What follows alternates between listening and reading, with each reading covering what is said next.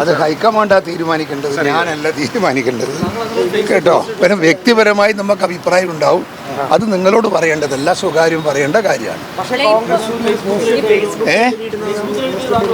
ആര് മാർഗദർശിയാണ് എന്നൊരു പോസ്റ്റ് നേതൃത്വം വരാൻ ആഗ്രഹിക്കുന്നു. മുഖ്യമന്ത്രി ചർച്ചകൾ ഇപ്പൊ തുടരുന്നത് നല്ലതാണോ പാർട്ടിക്ക്?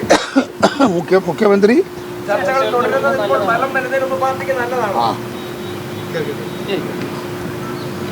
ഒന്നും കൂടെ പറ. മുഖ്യമന്ത്രി ചർച്ചകൾ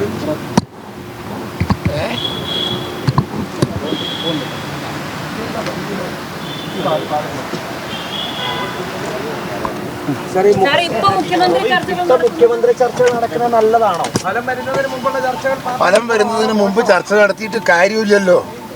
ഫലം വന്നിട്ട് മാത്രമല്ലേ ചർച്ച നടക്കുന്നതിൽ എന്തെങ്കിലും ഗുണമുള്ളൂ.